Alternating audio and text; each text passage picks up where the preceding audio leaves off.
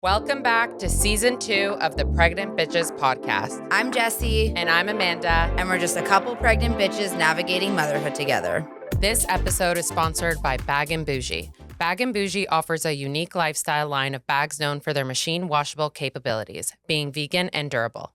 We love Bag & Bougie because there's a bag for everyone. Whether you're a new mom, working mom, or just want to ramp up your style, there's truly a gorgeous option for all of us. I got my Bag & Bougie diaper bag the minute I became a mom.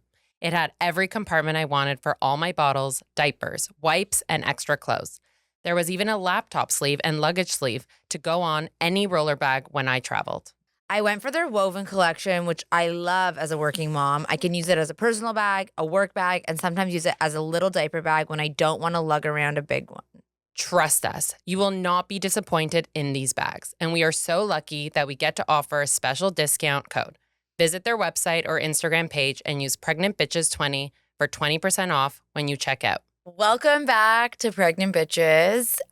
Today we have a fun one. This is all about travel, which is, it's a bittersweet topic, I think. I think a lot of people think when you have kids, travel goes out the window. You can't do it. It's so hard. But honestly, I think it's so worth it. If you're prepared. If you're prepared, yes. And someone said to me once, why are you traveling with little kids? They're not going to remember it. And I'm like, you're going to remember it. You're going to make the memories. You're going to have those memories for the rest of your life. And if you prepare properly, it can be really fun. It doesn't have to be miserable. I agree. You'll have miserable moments, potentially. Well, yes, not everything is perfect. Like Amanda on the plane with 2 sick children. Yeah, that was not fun. We'll get into that. But I think if we laugh about it now, that's the whole thing. Once you're actually in the moment of those hard moments, you're like, I'm never traveling again. How? The biggest question we got was, how? And I laughed. I was like, you're so right. How? You just do. Yeah. I think that's what you just do it. But I think if you prepare properly to the best of your ability, you can 100% do it and enjoy it. 100%. But there are things that I would recommend. Let's do it. Okay. Let's get into it. So I think the question we said are what are some of your tips for planning a trip? I think the type of trip makes a big difference with your age groups. So if you have a 5 and a 7-year-old, you can go to something like a Costa Rica and take them. And your fucking Costa Rica. That's really what I want to do at Christmas, and it's just not in the cards for me. But I have a 3-year-old and a 3-month-old. I need to go somewhere where it's easy to walk around with a stroller. You're not going in a car a lot. Right. I wasn't the biggest fan of all-inclusives my whole life, but this is my all-inclusive time. Phase. This makes sense. You might get into it. There's shit to do for the kids every night. There's games, there's water slides, water parks, all that they have stuff. Kids clubs where you can have an hour to yourself. So if you don't want to be miserable, pick a trip that is age appropriate for your kids. I think that's my biggest thing. Flight times as well. If you're traveling with Okay, let's start young. If you're traveling with a newborn to around a 3-month-old, do anything. I'm gonna say the word easy. It is and easy. I've done it. And I just did it. And it's very easy. They don't do anything. They're just eating. So as long as you have everything prepared in that sense, and we'll go through the list of what you need for that age group, but it's easy. It's so easy. They're not doing anything. They're just lumps. You can take them anywhere. You can do anything with it. Okay, so let's just go with the ages. Yeah. 0 to 3 months. Easy. I mean, not 0. Let's go 1 and a bit to 6 months, I would say. Right. Not 1 and a bit. 1 and a bit months. Oh, months. Yeah, 1 and a bit months. It's very easy. They obviously I was breastfeeding. I just did it at 2 months. I've also done it at 4 months. Right. You've done it at what I traveled 3 months and with him 6 months. And then this past one I traveled with 2 and almost 1, and that was mental. Yeah. That was really. So let's say they're under 6 months. Super easy. I would say all you got to do. The hard part is really just bringing lots of bottles and that kind of stuff. Right. And what I would recommend if you're traveling in that age group is find an option that gives you a kitchen, a kitchenette, something like that, because you got to clean and you got to clean the bottles. If you're in just a real hotel room, it's quite tough. But if you have a little kitchenette, what I did is they have these microwavable sterilizing bags, like from Medela, or I don't know if they have other brands. So you just wash everything in the pots, stick it in the microwavable bag, stick it in the microwave, and it's sanitize, and you're done. Easy. And you don't have to be scared about like not good water in some of these places because you're just sanitizing it. Or you boil pots of water on the stove. Like I was in Bahamas. I don't know if the water's 100% clean, but I'm boiling the water. It's fine. It's fine. So I would say that age group, if it's your first kid, travel. I agree. If you have one, especially with one, travel. You could do a lot with that first kid. You could do dinners with that first kid.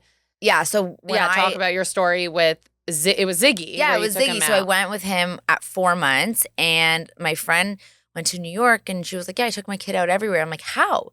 She goes, "You do the whole bedtime routine. You feed them, you bathe them, you feed them, you do the sleep sack, whatever. You rock them to bed. You put them in the bassinet. You put the sound machine like outside of it. You cover the thing, and you walk out the front door. And they're sleeping, and you're having the time of your life. Brilliant. And then you just transfer them after into or they sleep in that. Right. They could sleep in that because it's a bassinet. Yeah. So he'd sleep in the bassinet. Yes. I mean, ideally, you're staying somewhere where there's an elevator and you can walk to dinner and stuff, and you have your night and you go out for dinner. They stay asleep. Obviously, if they wake up, you bring your stuff to deal with it, but it's so easy. And then you don't have to. You're not just like constricted to one room. If you have a baby, like you're able to do things 100% for this age group. We'll preface this. Is so 0 to 6 months, I would say easy. Do it. Right. Over 2. Also easy-ish. Ish. It's that middle age that's really tough. Like Ace's age was really tough. Yeah, like once they're crawling.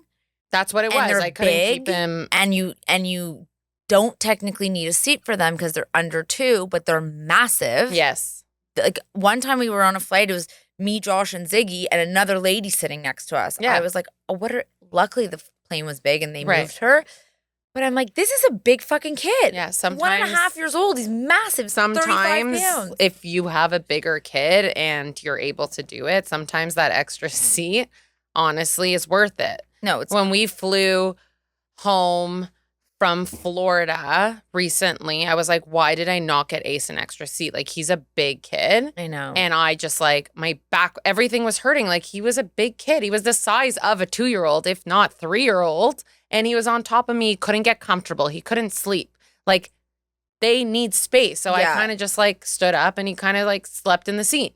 I know. I have pictures of him literally. I just stood there when there was no turbulence. They have this, once they get big enough, they have this thing where you can like, it's like, it goes beside the seat and like it makes them like a bed. I saw that. You could also use a sweater. I don't know if you saw, you like tie the sweater and you're kind of like making like a little like lounge for your feet. It makes sense. The only thing that scares me at that is like, how do you buckle them in? And like, what if it's like really turbulent and like, you just, I don't know. That's a little bit just got to wing it and see how it goes. But pack everything. So packing for like let's talk about the airplane and airport, which can be difficult or easy depending on what you do. 100%. I think the best tip if they're younger is you told me like a full day's worth extra because God forbid your flight gets delayed or something happens or they lose your luggage. You make sure you have enough supplies for an entire day after. So it's kind of like a day and a half supplies. Yeah. Like what happens if you arrive at your destination and your bag is lost? Right. And the diapers all your are formula. There. And the formula's there. And everything is in there. You're like, fucked. What do I do? But at least it gives you the time to be like, I can go out and now find what I need. Yeah. So for sure, if you're like breastfeeding, also I would pack formula just in case. Like what happens if your boobs act weird on you? You don't know. 100%. You never know. You're in a different climate, but I don't know. I don't like it happened to me one time where like they just started to like dry up. Right. Maybe it was like my body never know. Being like, I'm on vacation. I'm stressed. I just traveled. Well, like it's everything. Yeah. Everything. So definitely bring extra and then bring it on the plane extra too. 100%. Everything. Just extra of everything. Whatever you think you packed, bring more. Then I would say when you're actually packing your stuff for the plane, less bags is more. Yes. You like, because I find a lot of people use the bottom, because you can take your stroller through the airport, right? Yes. So, and you could check it at the gate. Yeah. And like, well, I have a story for that. But the more, like, I find like when you're packing your stuff in your stroller. You're just like throwing 19 bags in. But then you're at the gate trying to get on the plane. You have to unpack 19 bags. You lose shit. Like, bring 3 big-ish bags and dump all your crap in it. Because if you have 19 things, plus your 2 screaming kids, nightmare. Don't do that. Like, less is more. Yeah. And then when you're on the plane, snacks. Like, I feel like I went on the plane, I gave my kids snacks. The first 5 minutes, I had no snacks left. You just bring a lot of fucking snacks. And everything flies out the window. Is that the saying? Yes, there's no rules on travel day. There's no rules on travel day. Whatever you need to do to keep your family sane, do it. Like, if you don't do screen time at home, bring an iPad. Do it. Like, it's okay. Because they can, especially a little bit the older kids, like 2, 2.5, they can understand, like, special treats and not. So I would say, like, between 2 and 3, iPads, snacks. Another tip on the plane that Josh came up with, which was brilliant, was painter's tape. Right. We were taping the tray table. We were making he was having the best tracks for the cars. We were taping this, take it off, put it on. It took an hour. I love it. He flew to LA with him for 5 hours alone. I commend him. I was like, this is insane. And he did the same thing? He flew with the painter's tape, and it entertained him for an hour and a half. I love it. It was amazing. I love it. And then, back to the snacks things. You know that you can fly with, like, you can cut up, like, fruits and veggies. Except oranges. They stopped me with oranges. Just look up which. No, citrus you can't fly with. Yeah, who knew? But you can fly with anything if you're clearing customs on that side. Right. So if you live in Toronto and you're clearing customs in Toronto, it's harder to bring snacks because you're in the U.S. technically. Got it. Yes. But if you're going to Bahamas, Caribbean, then Europe, fine. All these places, until you clear customs, aka the whole time in the airport and the whole time on the plane, right? You can eat all those things, right? So you can pack a million things. Right. You don't just have to pack the packaged stuff.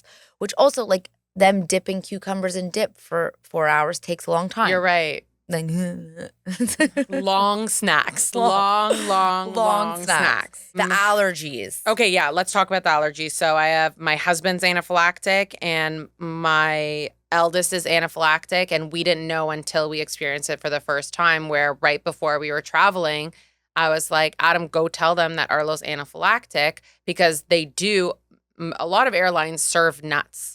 Right. As like a snack, or there's nuts, or people are eating nuts around, and like Adam can't stand the smell of it. And I at that point I was like, I can't risk it. You're on a plane. Like, my anxiety was through the roof. And he goes up and he goes, my son and I are anaphylactic to nuts.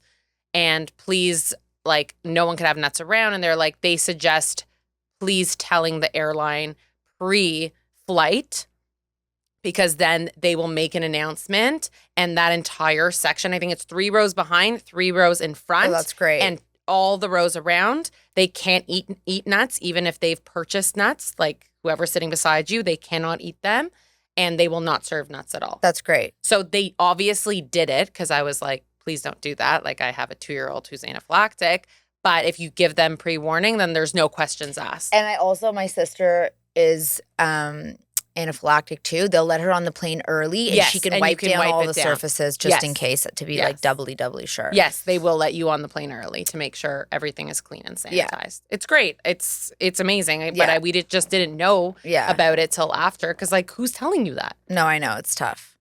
Okay, so then on the plane itself, I feel like the biggest thing that I learned is to keep your kids busy. Yes. Like, as long as they are busy, you're fine. Yeah. And so, like, I feel like I cycle through snacks, iPad, games, ideally nap, if you can get that. Yeah, but, like, you just kind of have to, like, keep going through it. Depending on the flight time, obviously. And age. But flight time, I would never, ever, ever take a nighttime flight with the kids. So I did that. I had this whole thing I planned. I was taking a 6 p.m. flight. I was like, it's going to be great. We're going to get on the plane. We're going to have dinner, and then he's going to sleep like 7:30. He was 1.5. Yeah. The flight gets delayed. The flight took off at 1 a.m. Yep. Me and Josh had some, like, drinks at the bar because we're, like, waiting. I'm, like, hungover on the flight with a 1.5-year-old that's bright-eyed. he's like, what's going on? Like, what are the activities? Because he napped the whole time that we were delayed. Right. Thinking it's like. And you're exhausted. You thought he was going to sleep on the plane. The flight was relax. 1 to 4 a.m. No, I was dying. We get to the apartment at like 5 a.m. I was like, this was the worst travel day ever. Never drinking on a flight again. But you have a different. I loved drinking on the flight. I couldn't survive on the flight. What was your flight? With what ages? So we talked about it in one of the other episodes, but this flight was heading to Florida. So 3-hour flight. Which in theory, we did the 11 a.m. flight, which was actually a great time. I feel like one of my kids slept. Arlo missed his nap. Ace was almost 1. So he was like napping, not napping. He was also sick. Arlo was feeling a little off. I was sitting with both my kids, and Adam was on the opposite side of me, I think, or like. Yeah, because you're usually like 3 and then the 1. 2. Yeah. And Ace was on me, but he's the size of Arlo. And Arlo's beside me, and he's like, Mommy, snack, iPad, snack, iPad. And I have this other kid on me who's. Oh, he didn't have a seat? Ace didn't have a seat. Ace didn't have a seat. God. You usually don't get a seat till 2. He's fucking massive. I'm like dealing with this, dealing with that. I was like, get me the wine. I need the fucking wine. Get me the wine. As soon as I had that glass, I was like, great. Arlo and I were cheersing. It was amazing. And Adam looks at me and he literally was like, Amanda, are you sure you can take care of 2 kids with wine? I was like, if I don't, I'm gonna freak out. I lived in that toilet. So yes, you could also live in the toilet for the 3-hour flight. Oh, that's a fun activity. It was great. Ace shat himself 6 times in 3 hours. I changed his diaper 6 fucking times. I was one with Ace and I were one with the toilet. Ugh. Arlo was very well behaved because he watched Blippi the entire 3 hours. Can you download Blippi? I think you can download it. So I had another idea because you can't download Miss Rachel because it's on YouTube. Yeah. But but Blippi's on Netflix. Okay. So Miss Rachel is great because Blippi's good older. I feel like Miss Rachel, they like younger. 6 months to like 16 months or 18 months. Get on YouTube. But YouTube you can't download. Right. So I mean, get on Netflix. Yeah, I know. But you can screen record. Oh, smart. So screen record the episode and then just keep it on your phone. And just keep replaying really it. Because I was like, what am I going to do? I can't download Miss Rachel. I know. It's harder for the younger ones. Like these Netflix shows when they're 1 and a half. They're young. They don't know, but the Miss Rachel they like. Right. So any show you have on YouTube that you can't download, screen record it. Right. And they just watch it on. Anyway, so you spent the entire time in the washroom. When that fucking plane landed, I was like a little schlitzed. Very tired. We get off the plane and Ace projectile vomited. I was like, honestly, fuck me. But I was like, we are on land now. Thank God. I was like, thank God.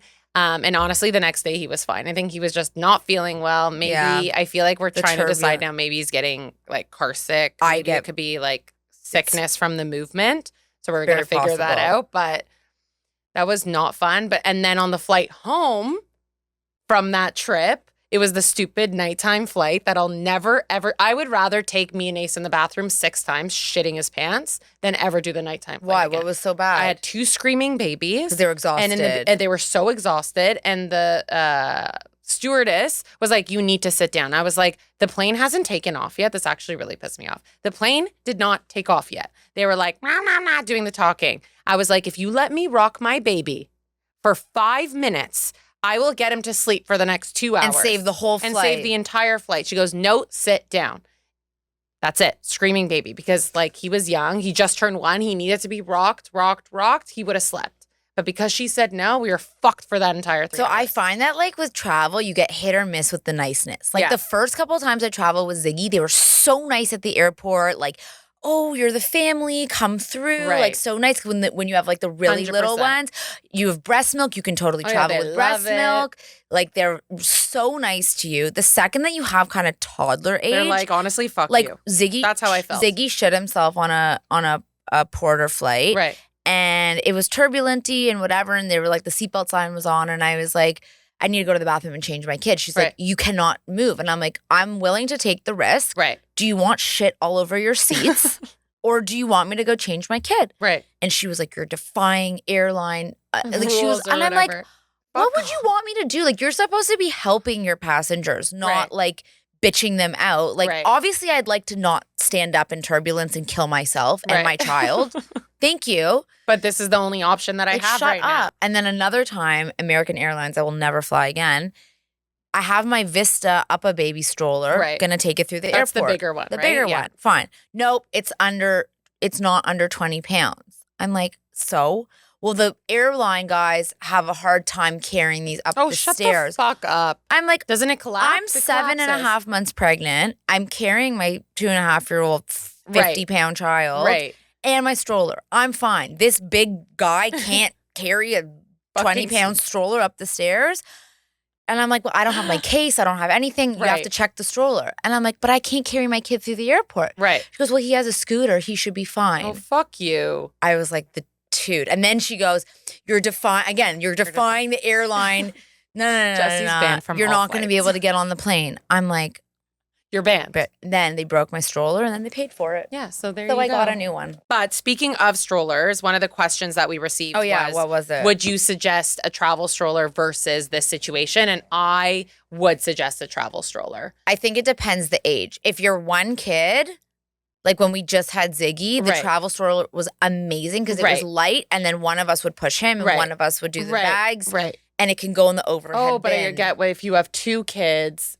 So then it gets a bit trickier because then I was like, I'd rather have the Vista that I can have the little ride along. Sections. No, right. I travel strollers have that now too. Oh, They do. So we had what did we have? I have the Jules one. That's the one. Love it. That's the one. Love, and we had the attachment for that like scooter thing. So the travel ones do. I would suggest if you're able to get a travel stroller. Yeah. It's just lighter, it's easier, and it comes out. You don't have to check it. So as soon as you get off the plane, your stroller is waiting for you. Yeah, that's the annoying thing. Like when you have all of your big stroller, you have to gate check it. And you have to like schlep all your stuff on the plane versus if you have the travel stroller, you can put it above the overhead and then you can take it off. But I definitely think it's a worth it investment. And when you're away, you don't have this like massive stroller. Like if you want to get in and out of a car, you can throw it in the trunk. Like it's so easy. Yeah, I agree. Another tip is water. So as we know, going through security, you're not allowed to bring liquids, and depending on what it is. But you are allowed breast milk. Yes. They might make you taste formula. They'll just check it. They might just check it, make you drink it or put it, like take a bit out and test it. Right. But you are allowed. Don't let them tell you otherwise. Yes, you are, of course. But water, you're not allowed. So just bring water bottles. Yeah, it's so easy. You can get on the plane. Once you pass security, you can buy water. But especially with young kids, bring their sippy cups, bring their whatever. Yeah, and fill it up. Bring the water. The other thing I will You wrote, use turbulence to your advantage. I tried. No, like I actually, the other day when I was flying home with Benny, he's 2 months. Right. It was like so turbulenty and I was like, oh, this is great. I'm like, I have like a built-in rocking chair. She's like, we're experiencing turbulence. I'm like, yes. Yes, here we go. Normally, I'm like, fuck, I'm so scared. It's like literally you're rocking them. Like totally makes sense. Okay, so another question we got was what's the easiest and hardest ages to travel? So I think we said it like 0 to 6 months. Right. It's so easy. 0 to 6 months is easy. I would do it. Over 2, a bit more 2.5, I'd say is easier because now they can start to like do iPad and snacks and whatever. I think it's that the hardest middle, is 1 to 2. Yes, that 1 middle to age. 2 is the hardest. They want to run around. They just learned how to walk. They're wobbling. They don't have their own seat. They don't have their own seat. They can't communicate what's going on with them. If their ears hurt, if this happens, that is the hardest age is 1 to 2. Yeah. It's been done and you can do it, but it's the hardest age. So I would say if you're traveling within that age, pick less long flights. Yeah. Like I wouldn't do like a 9-hour flight with that age. No. That's not for me. I would do a 9-hour flight with a little baby. I would do a 9-hour flight with a baby or like our kids now, like Arlo and Ziggy now, I think they'd be fine. Because I think they'd just sleep, they would watch TV, they would eat, just cycle through the things. Yeah, exactly. But this is where I go back to like, obviously if you have to travel with whatever age you have to travel with, do it. But if you can choose your vacation and choose your destination and you can choose the age mixed with the location makes a big difference. Okay, so how do you sleep once the plane part is over and you have arrived at your destination? How do you sleep? Where are your kids sleeping? How did you set it up? It obviously depends where you are in the room. Right.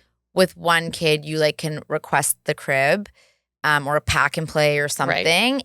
What I found we would do is if it's rolling, I would roll him into the bathroom. Right. Shut the door, sit in the room, enjoy our night if we wanted to.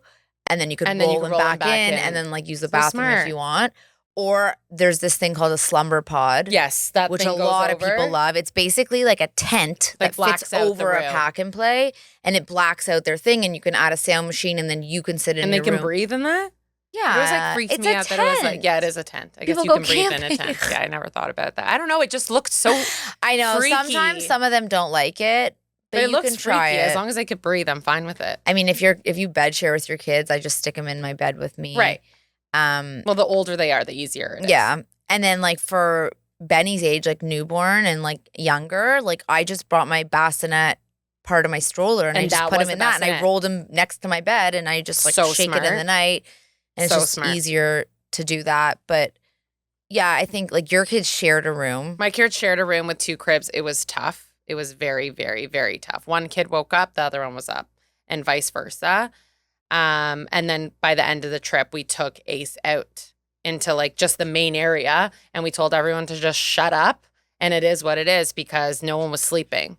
Yeah. So once it hit 7 o'clock, we were in our rooms. We were in our rooms, like we were trapped.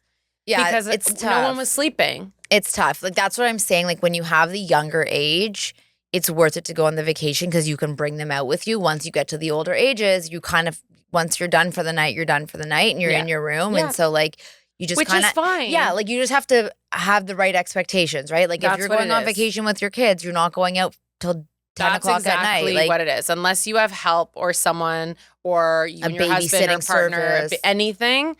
Like you're going for a 5 o'clock dinner and your kids are sleeping by 7. Well, mine are. Like some kids go to sleep later. You could push it to 8, 8:30 if you like once they get older.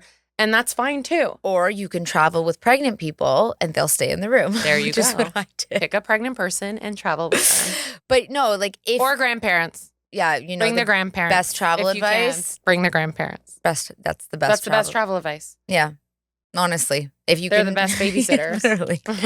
No, we actually traveled with my parents and when Ziggy was a bit older and we kind of like mixed and matched. Like one night they would go for dinner, we stayed in. We went for dinner, they stayed in. The boys went, me and my mom. Like you can mix and match a little bit. But yeah, I definitely, the nighttime is a bit tricky. I would say my story of like going out for dinner with the young ones is easy. If you have older ones and they're a lot older, I would put them to bed and hire like a babysitter. Right. Like we just went with like my brother-in-law and sister-in-law and like we got one babysitter that sat in the like connecting room. So like you can share the cost like that, but we put them to bed. Yeah, of course. So they don't know this random person, but there's an adult in the room that like, God forbid, they call us, we come back, we're still on the resort. Like it's not that, you know. Very smart. It's, you know, you do that one night, you splurge one night, and then the other nights you stay in the room and it, you know, you need one night of adult time, I find, on a vacation. I agree. Or just take your solo, just kick your husband and been like, I need a night off. Yeah, well, I know. I was still breastfeeding, so I took one for the team and but stayed next in. Time, but when I'm not breastfeeding, and you can go out. There you go. A solo night drinks. Yeah. Sounds lovely. A question we got, Jess, was, did you give gifts, earplugs / candy for people nearby on your flight? Oh my God, that's hilarious. No, but I should have. Somebody on my flight, though, honestly, like used the cry it out method to put their kid to bed. I was like, I'm sorry, that's an at-home activity. That's not on a plane activity. No. Like my kids are behaved. Everything is out the window. I keep saying it. Like, it is what it is. No, but I really think that like people whose kids cry on the flight, like unless your kid could be hurting. Yes, unless their kid is hurting and in pain, like you can keep your kid entertained and busy, they don't have the same reaction. Right. If your kid is sitting there bored on a flight, as we all are sometimes, they're going to be pissed and not shut up. Right. So bring your kids snacks and candies, not the other people. I agree. All right. Ready for this one? Yeah, tell me. I'm going to be 8 months pregnant and traveling. I booked the trio before I knew I was pregnant. You can travel 8 months pregnant. Can you? 100%. I was trying to book a trip. So when's the cutoff? It's more about insurance. Like, you can travel from your doctor. My doctor said up to 36 weeks. Wow. She was like, go, it's fine. Right. Okay, so there. See, I didn't know. I wasn't allowed to travel. Insurance might not cover you past 32 weeks. That's what it is. So depends. I would just call your insurance and I would get a note from your doctor. That's what I was trying to do. Right. Nobody would go with me because they all thought I was insane. Because I want to travel with Ziggy. You're a psycho. But there's that. So but you can do it 100%. Just follow up. We are considering going to Europe with a 4-month-old. Will this be too much? Do it. No. I'm not even going to finish the sentence. Just do it. Go enjoy. That sounds so nice. Can I come? Yeah. Yeah. Bring your stroller. Bring like a shade structure, like a shade thing, a light thing for the bassinet, and take them with you all day. What? 6-month-old. Leave them with grandma or take them with you. Well, now you're starting to get to the cutoff age. You're 6 months. No, 6 months. Well, if grandma wants to take the kid, then leave it with grandma. Right. Leave the kid with grandma. But 6 months, you're okay also. Yeah, I would say 6 months is fine. But like if grandma wants the baby and you want a solo trip, then leave it with grandma. Yeah, I definitely think like, okay, this episode is about travel with the kids, but once your kid gets to the point that you can leave them with somebody, if that's an option to you, leave them. You take the adult-only trip. You need one. Then it's a real vacation. That was one of the questions we got. After traveling with kids, what's the first flight without kids feel like? A vacation. The whole thing's a vacation. The flight is a vacation. I went on and I sat down and I was like, wait, I don't have to do anything. I could watch TV. I didn't know what to do with myself. I know. The flight felt way longer. Also, like when you're in a flight with your kids, it feels really long, but it's actually like, I don't know. How do I explain this? Like, I know. It went by so fast because so much shit was going on, literal shit everywhere. Yeah. But no, I agree with you. It's like long but short. Right. But then when you're on the plane by yourself and you have literally nothing to do, I feel like I'm checking. I'm like, are we there yet? Are we there yet? I know. I started to travel for work after traveling with Ziggy. Right. And I was like, I would get so much done on a flight. And I'm like, I could literally, I was like, this is crazy to me. Like 5 hours is a long time. Ooh, I like this. How to feed or change baby on the flight. So snacks are snacks. You're feeding them. There's a tray. Feeding them boob. You whip out your boob. Who cares what's going on Everyone on my around flight you. saw the boob. And the bottle, you can ask them to warm it up too. Like you can ask them to bring you a cup with warm water, put the bottle in, feed your kid, and changing them. So they have the pull out, change things. It's very small. It's very small. Yes. And the only suggestion I would have is to bring like a cover pad underneath because like it's gross. Or just like wipe it down and then change your kid. It's okay. If they're really young and you have enough seats, like I changed him at the seat. Well, Josh literally could change Benny on his lap because he was so little. Yeah. So like the really young ones, that's easy. The really old ones, it's really tough. It's tough because there's no space. Imagine Adam changing Arlo in that little stall. Just I don't even know how they did it. They managed. I have a feeling now thinking about it. I never asked him, but I will ask him. I feel like he put the seat down, the toilet seat, and he stood Arlo up on the toilet seat. Probably, actually. And that's how he changed I think because there's no space. No, that's how I think Josh would do it with Ziggy too. Especially if it wasn't a poo. Yeah, if it was a pee, it's easy. If it's a poo, it's gross. You're in it though. You just gotta suck it up. You had kids. It is what it is. I don't know what to tell you. This time will pass. No, but yeah, it's not really polite to change them in the seat if they're like older and it's big and it's gross. No, I would not. But if they're little, you can. Yeah. Like 6 months and under. They might pee everywhere, but it is what it is. No, like you would just put the pad down. We answered how to navigate when baby's fussy on the flight. Like, it is what it is. Stand up, walk around. Yeah. Pacifier for me. No, yeah. I really think a big thing to do on their ears hurt. No, so on takeoff and landing, you do a passy or feed them so that they're like swallowing. It's like the same concept of you guys having gum. So that really helps with their ears. Like the older kids, the passy's great. The younger ones, like I just tried to stick the baby on the boob. If you're breastfeeding, it's a lot easier because it's just like whip out your tit. Boob, boob, boob. Stick them on the boob. Just like your topless. But like you know how the chairs, like you can see like the guy behind you. Oh, like, that guy was fully looking at your tit. Oh wait, the whole time. Nipples, tit, everything. Not really an attractive whatever. Boob filled with gave him milk. A show. Yeah, exactly. You gave him a show. Okay. How do you bring a car seat and stroller on a plane? Do you need an extra seat? So The stroller, like we said, if it's a travel, it can go above the overhead. If it's not, they gate check it. Right. The car seat, I've read that there's some flights that have like designated infant seats. And if you get them, like they have like 3 a flight or something, you can buy an infant seat and you can stick your car seat on the seat. I've seen people bring their physical, is that what you're saying? Physical car seats on the plane. Obviously, you can pay for a seat. Yes. You can pay for a seat. You can pay for the seat and put your car seat on the seat. Or I'm pretty sure there's like designated seats. Right. But like it's 2. And if you don't get it, it's gone. It's gone. But I've seen people I feel like you just have to like do a little bit of research, call the airline that you're flying with. I feel like I've seen people bring like the actual car seats that our kids sit in. Yes. Because obviously wherever they're going, they need it in their car. Right. And the kid just sat in it the entire flight. Yeah. Or you check it and you bring them on. Exactly. My most recent flight that I went on with Benny, who's free because he didn't have a seat, I still had to pay $200. Huh? And I was like, for what? For what? I don't know. There's also, I've never used it, but I've seen some planes at the very front have a bassinet. Yeah, that's also what I was thinking. That's a bassinet. A bassinet seat. They have them. It's in front of you. It's like it literally is in front of you. It's in the bulkhead seats. It's in the bulkhead seats. And there's only I think 2 or 3. That's what I was saying. Just plan in advance. If like these are the things that you want to use. It's not a last minute thing. Plan in advance.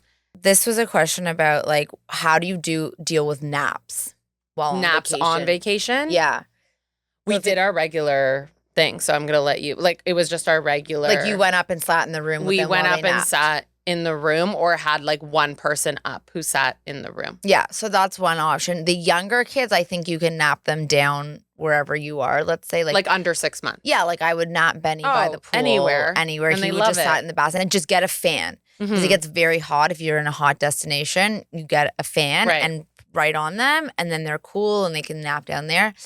The older kids, you either do that, like one person takes one for the team and sits in the room while they all nap. Right. Or I tried this on my last one, he was 2.5. We put one phone on FaceTime and took the other phone with us. Smart. And we like made a like thing and we like left the room. Obviously we were within like a very close radius, but we like were able to sit outside. And when he woke up, we talked to him and we'll be like, we'll be there in we'll be right back. We're getting ice cream for you. Smart. And like make up a reason as to why we had to leave. But he has to be old enough. They have to understand. And converse for that to work. I wouldn't do it with like a 1-year-old. No. I would You're not. in the room with a 1-year-old. Or if you have a baby monitor that can like reach and you can go down. It's just close enough. It's a little scary at that age. Yeah. But older age, you can see what they're doing. And you lock everything. There, smart. And there's nothing in the room. Smart. But you have to have enough experience, I think, of like. And trust in your kid. Yeah. It's for that all to work. Depending on your kid. But you still could bring a baby monitor too, so that like 100%. if you have a balcony on your room, you could sit on the balcony. That's what I did. I sat on the balcony and I watched the camera, even though it was outside. Yeah. You can't really hear anything. Yeah. So another question was, how do you get them back on schedule? Like once you're back from your trip? Yeah. Like how do you like get back to reality? And it's just like, again, the travel day is a free-for-all. Whatever you got to do, you do. If they're off, they're off. Right. And the next morning you just wake up and you go back to your schedule. And obviously they'll be a little bit off. It might be a little weird, but you just stick to your schedule. Right. You try and pull them back slowly. And I think it's really only a day or two it takes. I feel like I'm just going to add in, we have not done it yet, but the time change. Yeah. I feel like that would be the only one that obviously would take longer, but you try as best you can to put them back onto their regular schedules. Yeah, the time change was tough. We did California, so that was 3 hours. So he was waking up really early there. But you just have to. But you kind of just like pretend it's not morning, it's dark out. And like get back to it. Like you kind of fuck with them a little bit with the time. And then on the way back too, it was, you just kind of push them to the right time. Well, it's jet lag. Like everyone gets it. Yeah. And you probably felt exactly how he felt. So you just, give them a day or two to adjust and you just stick to that schedule and they figure it out. They're pretty resilient. But our biggest tip is travel. Don't let people scare you. Yes, take the trips. Go. They're memories. They're funny memories. The memories. Now. You will be so happy you took those trips. You will be so happy you traveled with your kids. I agree.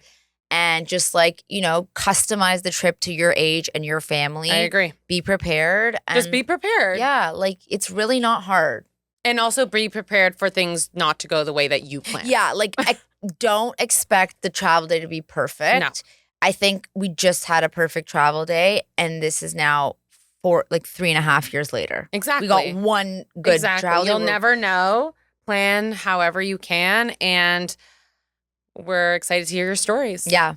So stay tuned for next week, and we'll see you guys then. Bye. Bye.